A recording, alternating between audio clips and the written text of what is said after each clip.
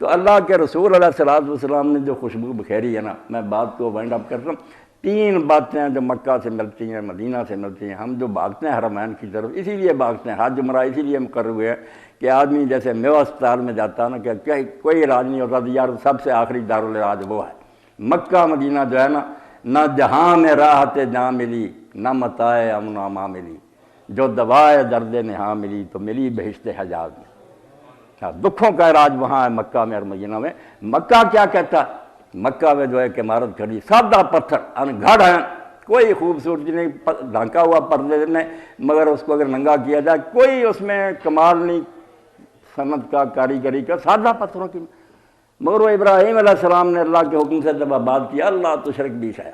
وہ اعلان کر رہا کہ دن رات تمہاری جو سرگرمیاں نا، یونیورسٹی میں پڑھ رہے ہو، کسی کرسی عدالت پر بیٹھے ہو، بازار میں سودے بیچ رہے ہو، جہاں بھی ہو تمہاری توجہ اللہ کی طرف ہونی چاہیے۔ وہ قبلہ جو ہے، قبلہ کو اہل نظر قبلہ نما کہتے ہیں۔ جیسے قبلہ نما لگا ہوتا ہے نا اسٹیشنوں پر، جو بتاتا ہے کدھر ہے قبلہ، تو غالب کہتے ہیں یہ قبلہ نہیں ہے، اصل میں یہ قبلہ نما ہے، تیر کی طرح اٹھا رہا انگلی کہ اللہ کی طرف توجہ کرو۔ اس لیے کہنے والے کہتے ہیں امام محمد اسماعیل مانی، فمل بیت و مل ارکان و مل حجر و مصطفیٰ، کیا ہے بیت اللہ اور کیا ہے اس کے کونے اور کیا ہے یہ حجر اسود اور ساری باتیں۔ وما زمزم انت الذی قد قصدنا، زمزم کو ہم نے کیا کرنا، ہمارا تو قصد ہے اللہ تو ہوتا، ہم جہاں بھی بھاگے پھرتے ہیں نیت یہ ہوتی ہے کہ خدا کو خوش کرنا۔ اس لیے قبلہ جو ہے آپ یقین جانے اس کی ایک یقین پر جانا، یہ تاریخ لکھی ہوئی ہے جو بصیرت سے پڑھی جاتی کہ ابراہیم علیہ السلام عراق میں پیدا ہوئے، بڑا امیر گھرانہ تھا، باپ ان کا سیکرٹری آف دی اسٹیٹ تھا، بہت بیچتا نہیں تھا، نمرود کے بعد سب سے بڑا عہدہ اس کا تھا،